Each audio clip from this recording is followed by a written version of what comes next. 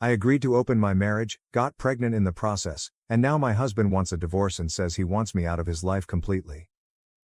Things didn't turn out how I expected. At the time of this incident I was 25 years old, and my husband Paul was 28. We had been in a relationship for nearly 3 years and had been married for 1. My husband is a hard-working man, a great provider, and a wonderful loving spouse, everything I had ever dreamed of. Around a year into our marriage, my husband had a construction project that required him to be out of town for 3 weeks, including 2 weekends. During this time, we maintained daily FaceTime conversations and exchanged multiple texts because we both missed each other immensely. On the first weekend that my husband was away, 2 of my single girlfriends invited me to join them at a local club. Initially, I declined their invitation, but they persisted, saying they wanted me to be the designated driver as they planned to have a few drinks. Eventually, I gave in, but I didn't inform my husband, mother, or older married sister because they would have strongly disapproved of my decision.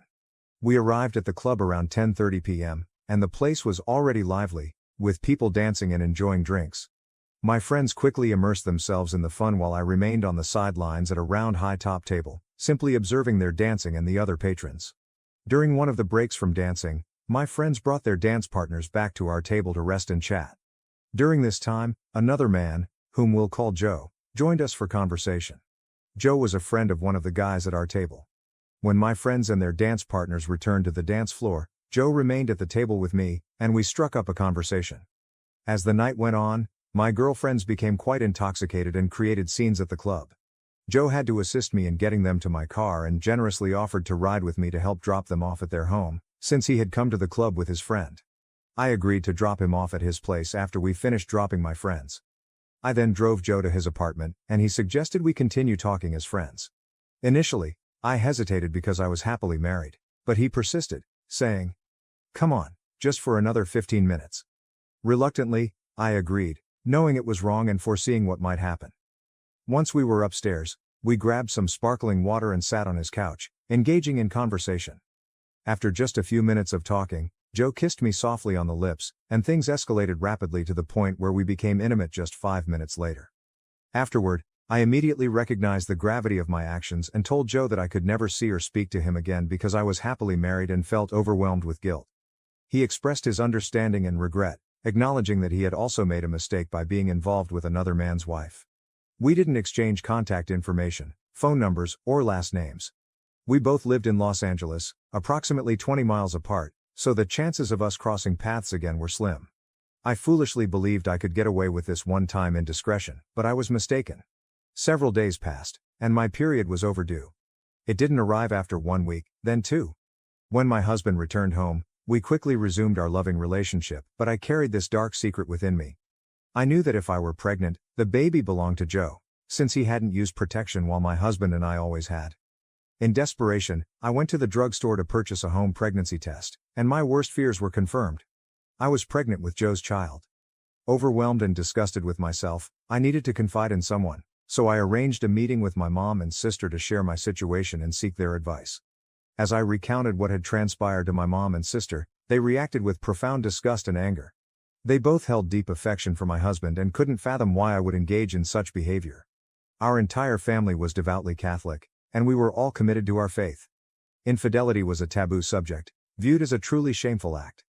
I understood that from this point onward, I would be an outcast within my own family. Despite our Catholic faith, I confessed to them that I intended to have a termination because I couldn't risk losing my husband. My plan was to terminate the pregnancy the next time my husband was out of town, keep it a secret from him, and continue our relationship as if nothing had happened. My mother and sister vehemently objected to my decision. They insisted that I must be honest with my husband, and if I didn't tell him within the next 24 hours, they would meet with him and reveal the truth. They also firmly stated that having a termination was morally wrong and something I would regret for the rest of my life. I knew deep down that they were right, and I requested their presence when I talked to my husband because I needed their support. They agreed, and the following day, we all gathered in our apartment, eagerly awaiting my husband's return from work. When he walked through the door, he greeted us warmly, calling us his 3 favorite ladies and giving us hugs and kisses. It brought tears to my eyes. He noticed my tears and the solemn expressions on our faces and immediately asked, "What's wrong? What happened? Is everything all right?" I informed him that I had something important to discuss and that he should sit down. He complied, sitting across from me on the couch, holding both my hands. That's when I began. Surprisingly, he didn't react with anger. Instead, he let go of my hands, stood up, and walked over to the stools at our kitchen counter. My mom and sister were in tears as I begged for his forgiveness, saying all the typical things people do when they've cheated, like, "I'm sorry, please forgive me, I love you, I'll do anything for you," and so on. I expected him to yell, use hurtful words, and demand details about the affair, but instead, he remained completely silent, which made me feel even worse. Throughout my emotional outpouring, he remained silent, his gaze fixed on the floor, tears flowing down his cheeks. My mom and sister got up to hug him, and they were all crying. I felt terrible and utterly disgusted with myself. After taking a moment to collect himself, he went to the bathroom, splashed water on his face, dried it with a towel, and returned to the living room. As he re-entered the room, I stood up to comfort him, but he raised both his palms and softly said, "No." He calmly explained that he needed some time away to think things through. For a few days, I continued to attempt to get him to open up, but he remained silent. He packed his suitcase and left. I asked where he was going, and he replied that he would be in touch. Over the following week, I bombarded his phone with voicemails and texts, repeatedly expressing my sorrow and my desire for him to be a father to my child. Regrettably, he never responded. Instead, 1 week later, I received a call from his attorney informing me that my husband was initiating divorce proceedings. I was utterly devastated and sought solace from my mother and sister. My mom and sister consoled me and assured me that they would support me through this difficult situation and during my pregnancy. However, they made it abundantly clear that they were not pleased with me and were fully on my husband's side. They even mentioned their willingness to testify on his behalf during the trial if I chose to contest the divorce. For the following 2 weeks, I continued to call and text my husband, pouring out my love and pleading for the opportunity to meet face to face one more time. Unfortunately, he never responded. Instead, he relayed a message to me through his attorney, expressing his well wishes for me and our baby but asserting his need to move forward in life without me. I was utterly crushed and spiraled into a deep depression. Approximately 2 months later, we all gathered in court for the hearing. As soon as I saw my husband for the first time since he left, I couldn't control my tears, and I tried to rush toward him. However, my mom and sister held me back, offering consolation. Since I didn't contest the divorce, and we had few assets to divide, the hearing was brief. As we left the courtroom, I again wanted to approach my husband, but his attorney guided him through a side exit into a meeting room to keep us apart. Update: fast forward 2 years, and I've been residing with my parents, raising a beautiful baby girl. My mom, sister, and dad have been incredibly supportive, and I couldn't have navigated this challenging experience without them. Recently, I started a part-time job as a clerk at the local library, with plans to transition to full-time once my child is old enough to attend school. My ex-husband has moved on with his life and found a new girlfriend, and he seems very content. She's young, gorgeous, and comes from a great family. I'm genuinely happy for him, but at the same time, I carry a deep sadness within me. Despite the joy my daughter brings me and the love I have for my family, there's a significant void in my heart due to the loss of my wonderful husband. Following the divorce, I reached out to Joe and informed him about my pregnancy. We underwent a NIPT, non-invasive prenatal testing, that confirmed him as the father. He agreed to provide child support and has consistently met his obligations. However, I harbor no romantic feelings for him and, in fact, harbor resentment for the disruption he caused in my once beautiful life. Approximately a week ago, I unexpectedly encountered my ex-husband at Walmart. As I turned the corner of one of the aisles, pushing my daughter in the shopping cart, I suddenly found myself face to face with him. It caught me completely off guard, and I felt like I couldn't breathe. He greeted me with a simple, "Hi."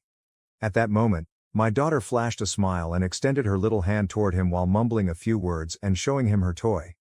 He kindly said, "Hello there, beautiful girl, how are you?" Seeing him and my daughter together saddened me deeply, and tears welled up in my eyes. I had wished so much for him to be my child's father, but I knew that could never be. With a parting wish he said, "Best of luck to you, Diana, and your beautiful baby girl. Take care now." Then he headed over to the self-checkout area to complete his purchase, while I stood there watching him walk away for the last time. It gave me the closure I needed, even though it wasn't what I truly wanted. I'm sharing this story in the hope of preventing others, both women and men, from repeating my terrible, life-altering mistake. If my experience can help even one person, it would be a blessing. Thank you all for listening, and I wish you the best of luck in your relationships. Diana Story 2. I'm a 29-year-old woman, and I've been in a relationship with my 30-year-old husband for nearly 6 years. We tied the knot within a year of meeting, and we now have 2 kids.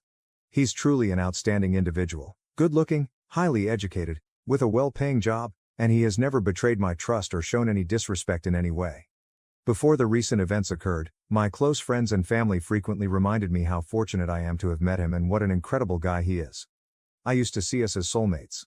However, about a year ago, I made a significant mistake. I went out with a group of friends to celebrate a birthday party, and I got extremely drunk. During the evening, there was a man who had been flirting with me all night, and I ended up sleeping with him. It was the first time in many years that I felt so good, and I can't explain why, but I ended up going home with him. Within minutes of realizing the mistake I had made, I quickly ordered a taxi home and tearfully confessed everything to my husband. I was overwhelmed with regret and self-loathing. Initially, he remained silent and composed, but he made it clear that he wanted a divorce. However, after my persistent pleas and begging, we eventually decided to seek counseling. During our counseling sessions, he often appeared disconnected, spending his time scrolling on his phone. When asked about his feelings or what he could do to improve the situation, he responded with remarks like, "Divorcing a hoe, maybe," or gave negative answers directed at me. Most of the time, he seemed apathetic and remained quiet, even when asked questions or when we tried to involve him in the conversation. I understand the mistake I made, and for the past year, I've been doing everything possible to save our marriage. It has reached a point where I've even agreed to engage in sexual activities that I strongly dislike just to please him. I've taken on all the household responsibilities, including cleaning, cooking, and every single chore, without any help from him. I've done everything he's asked for without any complaints. During his outbursts, he hurls hurtful insults at me, sometimes to the point where our children can hear it from their bedrooms. There are moments when he completely ignores me and moves around the house as if I don't exist. However, he always treats our children with love and avoids speaking negatively about me to them, trying to shield them from our arguments. Sometimes, if I refuse to do certain things regardless of the time, he threatens divorce and abandonment, or he brings up my past infidelity and blames me for our problems. He insists that marrying me was a mistake and resorts to derogatory name-calling. I'm also aware that he's been communicating with other women, and when I confront him about it, he immediately brings up my past infidelity as a way to deflect. I don't have concrete evidence of him meeting someone behind my back, but I simply wish things could return to how they used to be. On one occasion, when I confronted him about a message I saw from another woman on his phone, he forcefully took my hand and led me to the main hall. He pointed at the door and told me that the exit was right there if I wanted to leave, emphasizing that he didn't care about my thoughts or feelings. I feel like I've lost the caring and loving husband I once had, and he's transformed into a completely different person. I love him deeply and can't envision myself with anyone else. I regret my mistake every single day, and all I want is to have my family back together. I'm not sure if I can salvage this marriage, but I'm willing to do whatever it takes. I'm not entirely sure what I'm seeking right now, maybe I just need to vent. I wish I could turn back time and undo all of this. I forgot to mention more details about our therapy sessions. I want to clarify that I took full responsibility for my actions during those sessions and didn't blame him. It wasn't until later, when the therapist suggested that my husband might have done things to push me away, which led to my infidelity and his current behavior, that things started to change during therapy. I'm considering switching therapists to give our relationship another chance. I really want this to work. Update. Today, I decided to have a conversation with my husband. As many people had pointed out, it seemed like he didn't want to make an effort anymore and just wanted to move on. At first, I approached him with the intention of explaining the entire situation, expressing my understanding of his pain, and acknowledging that he might no longer want to work on our marriage and prefers to move forward. I told him that if this is genuinely what he wants, I will accept it and allow him to move on with his life. I made sure to convey that I still love him deeply and always will. He remained silent, gazing at me, then came over and hugged me, and tears welled up in his eyes. I couldn't help but cry too. It was the first time in a long while that I felt a heartfelt, loving hug and saw genuine emotion from him. After what felt like a few minutes of crying and holding each other, he finally let go and asked me to sit down with him. He began by expressing that he still loves me with all his heart and cares deeply for our children. However, he admitted that he struggles to forget and move on from what happened. He explained that he experiences intense, angry moments not only due to his resentment for what I had done but also because vivid images of my actions keep replaying in his mind, making it hard for him to let go. He confided in me that he had encountered many women who flirted with him over the years and had numerous opportunities to stray from loyalty. However, he emphasized that his love for me and our children always held greater value than fleeting moments of pleasure. He insisted that he could never have done to me what I did to him because his love for me was too profound to inflict such pain. Hearing him say this made me break down even more. He continued to explain that something inside him was broken and couldn't be repaired. He mentioned that he had been engaging in conversations with other women during these past few months but had refrained from any physical involvement with them because he didn't feel it was the right course of action. When I suggested that he could move on, it was the first time he felt that I truly grasped the depth of his emotions and how profoundly shattered he was inside. He expressed uncertainty about our future together but indicated that, for the time being, he wanted to be single and explore his own life. Perhaps, he mentioned, we might reconcile in the future, but at this moment, he needed to focus on self-improvement separately from me. I assured him that I would agree to sign the divorce papers if he desired a divorce and that I had no intentions of claiming anything from him. I wanted him to keep what he brought into the marriage, and I had no desire to take that away from him. Although he earned significantly more money than I did, I was adamant about not burdening him with financial support, including child support. Listening to all of this brought him to tears, and he expressed his hope that someday he can find it within himself to forgive me. He believed that time apart would be beneficial for both of us, allowing us to reflect on our lives. He mentioned that he intends to consult with a lawyer and expects to present the divorce papers in about a week. I have no intentions of pursuing new relationships after the divorce, and I don't desire to do so either. My genuine hope is that he returns to me one day and we can rebuild our former family. I deeply wish he hadn't found out about that incident. The weight of remorse is heavy, and I feel like I've lost the one person who truly is my soulmate. Story 3. It appears that a divorce is in my future. The events I'm about to recount took place 8 years ago, in 2014. For privacy reasons, I'll be using pseudonyms for everyone involved. I'm currently 39 years old and happily married to my wife Jill, for the past 4 years. She's 29 years old. We have 2 sons, aged 1 and 3. Additionally, I have 4 older children from my previous marriage to Amber, who is also 39 years old. These older children include 3 boys and 1 girl. Age 17, male, 15, female, 14, male, and 10, male. Most of my story revolves around the 10-year-old, whom I'll call Seth. Let's rewind about 11 years ago. At that time, my wife Amber and I already had 3 kids, and we were expecting our 4th child, Seth. Life was busy but content.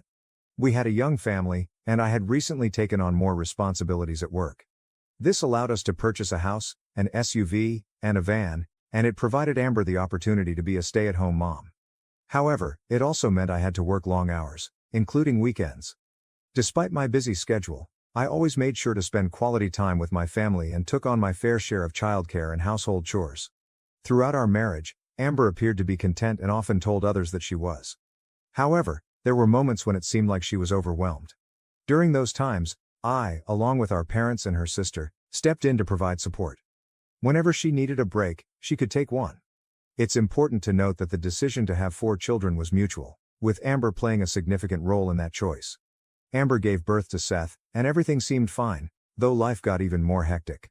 Our household was always filled with chaos, especially since Amber decided to get a puppy for our kids. It was mainly my older 3 children who had wanted a dog and had been pestering her about it. Our home was a lively place, bustling with kids, a dog, and frequent visits from extended family. I thoroughly enjoyed the vibrant atmosphere. As Seth grew, it became apparent that he didn't resemble me, my wife, our other children, or anyone in our families.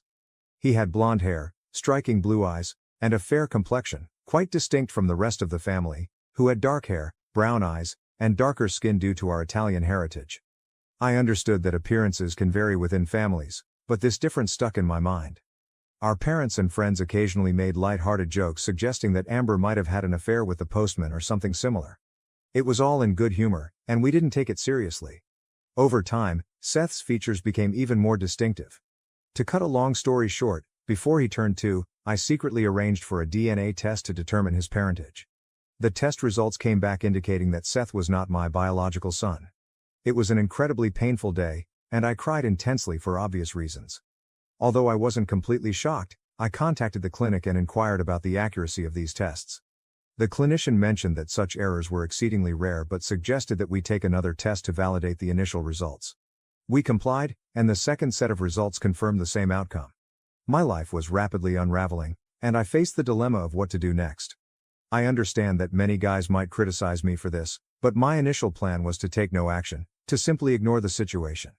I thought I could continue living life as usual to see if I could come to terms with this revelation. I followed this approach for a period of 5 weeks. During this time, I refrained from confronting my wife, behaved normally, and even maintained a regular intimate relationship with her. However, my thoughts eventually overwhelmed me, and I felt an urgent need to take decisive action before I couldn't handle it anymore. I arranged an appointment with a divorce attorney and provided her with all the details, including the results of the DNA tests. She inquired about my wife's reaction, and I admitted that I hadn't confronted her because I wasn't sure about pursuing a divorce until that moment. The attorney suggested that I confront her with witnesses to hear her side of the story, but I was determined to end the marriage and chose not to follow that advice. I understood that if I confronted her, I might weaken and give her another chance instead of proceeding with the divorce. The attorney inquired if I knew who the affair partner, AP, was, and I informed her that I didn't. She suggested that I investigate phone records, emails, texts, and so on for potential clues. She clarified that under our state laws, since I was married when Seth was born, I am his legal father even though he's not my biological child. She further explained that the only slim possibility of being relieved of my parental responsibilities by the court would be if the biological father voluntarily steps forward, or my wife pursues a paternity claim with the biological father. With limited time to conduct this detective work, I decided to hire a private investigator, PI, recommended by my attorney. In just 1 day of reviewing our computer and cell phone records, the PI successfully identified the affair partner. The evidence collected by the PI revealed that the affair began on a dating site, one of the largest at the time. Amber created a profile under the alias Elsa25, where her bio falsely claimed she was single, had no children, and was seeking casual encounters. The profile remained active on the site, although all the pictures had been removed. Amber had been exchanging messages with multiple men on the site for nearly 3 months. It was truly upsetting. Most of their interactions consisted of casual conversations and mild flirting, except for the man she had the affair with, whom we refer to as Bob. He resided 23 miles away and worked the 3 to 11 p.m. shift at a factory, coinciding with Amber's daytime availability for communication and their rendezvous at his apartment. All their interactions took place through the dating site. It's worth mentioning that Seth bears a striking resemblance to Bob. Amber informed Bob that she didn't have a phone, claiming she had lost hers and hadn't replaced it. This was clearly a tactic to avoid being tracked. You can observe from their messages that she abruptly ended contact with him after their 3rd date. Although Bob continued to send her messages, she never responded, and he eventually gave up. Unbeknownst to her, Amber had set up message notifications from the dating site to be sent to a yahoo.com email account. She never checked the email account but remained signed in. So when the PI conducted a routine check on yahoo.com, all the emails appeared on the screen. Hiring this investigator turned out to be a wise investment at $950. With the evidence he uncovered and the DNA test results, I had all the proof I needed for an at-fault divorce, and I authorized my attorney to proceed. I had a plan to serve Amber with divorce papers in the presence of both sets of parents. Some might view this as a less confrontational approach, but I had lost trust in my wife by this point and was concerned she might react irrationally or make false accusations if we were alone. I had informed my parents in advance about the situation so they wouldn't be taken by surprise and could provide me with support. The meeting was highly charged, and my nerves were on edge, but I held it together. I started by presenting the DNA test results and then provided copies of significant messages exchanged between Amber and Bob. Both sets of parents were visibly upset, as was Amber. She looked at me with a dazed expression, wearing a sorrowful, apologetic look, and quietly wept. I believe she experienced a mental break that day, possibly something akin to PTSD, as she hasn't been quite the same since. Once the tension in the room began to subside, Amber expressed her deep remorse and asked for forgiveness, explaining that she loved me and our family more than anything. I told her I forgave her but then proceeded to hand her a separation agreement. I explained that I wanted a legal separation lasting 6 months and suggested she stay with her parents for the next 2 weeks to give me some space for contemplation. I explained that after the initial 2 weeks at her parents' place, she could return to our house to complete the legal separation. However, I made it clear that one of my parents would be with us at all times because I no longer trusted her. Following that, I handed her the divorce agreement and informed her that she needed to hire a lawyer. This is when she became inconsolable. Her mother inquired if there was any way to avoid divorce, to which I firmly responded, no. Her mother then argued that her actions, while terrible, weren't significant enough to end a great marriage and disrupt a beautiful family. I countered by saying, she cheated, had another man's baby, and lied to me for over 2 years. How much more significant can you get than that?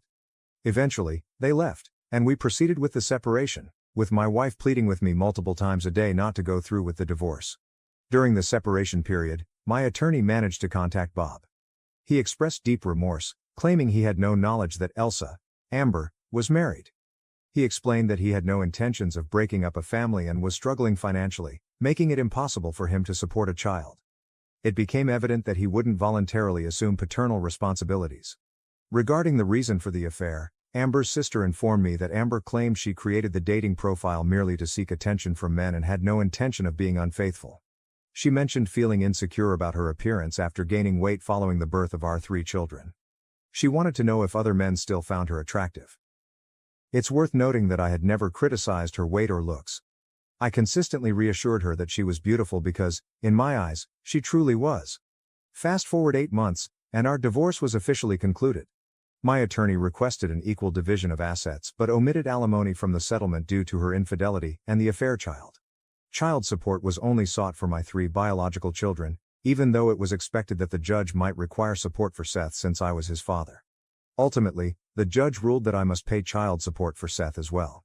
However, alimony was removed from the settlement due to the infidelity and the child born from the affair. The judge allowed me to retain the house as part of the agreement but granted Amber 51% primary custody. After delivering the verdict, the judge asked if Amber and I had any questions or comments. Amber took the opportunity to express her remorse once more, emphasizing her love for me and her hope that we might reunite someday. I then addressed the judge and expressed my gratitude for her thoughtful verdict and for granting me the opportunity to speak. I went on to highlight what I perceived as an injustice in our state's family court laws, emphasizing their apparent bias against men. I questioned the fairness of a situation where a woman cheats, has a child with another man, deceives her husband about it, and yet not only is she awarded primary custody of his children, but he's also obligated to financially support a child that isn't biologically his. In response, the judge conveyed her understanding of my perspective but clarified that she follows the law and prioritizes the well-being of children. She explained that, in this case, it was in the child's best interest for me to continue being Seth's legal father. She commended me as a good man and a great father, which factored into her decision to grant me 49% custody and allow me to keep the family home. The judge emphasized that the only way the court could relieve me of my legal parental responsibility would be if the biological father voluntarily stepped forward and assumed that responsibility. She also noted that, even if such a scenario were to unfold, the court would conduct a thorough assessment, evaluating the biological father's mental and financial fitness before making any decisions. I then informed the judge that I had already provided the court with the biological father's name and address. I inquired if that information was sufficient to at least initiate a court order for a DNA test. The judge clarified that this was a civil matter and that the courts typically don't intervene in this manner. She explained that either my ex-wife or I would need to persuade the biological father to voluntarily come forward, or my ex-wife could file a paternity lawsuit against him. At this point, my ex-wife's attorney chimed in, expressing her client's reluctance to involve another man in her child's life, asserting that Seth already had a wonderful father in me. I concluded my statement, feeling like everyone in the courtroom was essentially telling me, "Tough luck, deal with it." I wanted to emphasize this courtroom exchange to encourage any man considering marriage to thoroughly research the laws in their state. The hearing came to a close, and I was officially divorced. I proceeded to fulfill my child support obligations and continued to be the best father I could be to all of my children, including Seth. Despite the circumstances, I treated him no differently because he was my son, and I was the only father he had ever known. I loved him. A few years later, I met and married Jill, and we had our 2 boys. Now I have a total of 6 children and couldn't be happier. I express gratitude to the Lord every day for blessing me with my children and for bringing Jill into my life at the right time. As for Amber, I've already forgiven her a long time ago. These days, she primarily focuses on being a mother and taking care of her elderly parents. Since our divorce, she has gained a considerable amount of weight and was recently diagnosed with type 2 diabetes, requiring her to take daily medication for it. Before I became serious with Jill, Amber made numerous attempts to win me back. She even went as far as trying to manipulate the kids into convincing me, but I quickly put a stop to that tactic. Over the years, she has apologized countless times, acknowledging that the affair was the worst thing she's ever done. We're on good terms now, and co-parenting with her has been quite smooth. Amber is planning to attend school to become an LPN, as she will need a stable source of income once the child support starts expiring in a few years when each child turns 18. She's still driving the 11-year-old van she received in the divorce settlement, but it will soon need to be replaced. Over the years, Amber has dated a few older men, but nothing has turned into a serious relationship. I suppose it's challenging to date when you're a woman with 4 kids. That's everything I wanted to share. Once more, I'll leave you with this piece of advice. If you're a man considering marriage, take a moment to pause, gather your thoughts, and ensure you have a wonderful partner. Then, before making a potentially life-altering decision, be sure to familiarize yourself with the family laws in your state. It's a step you won't regret in the future.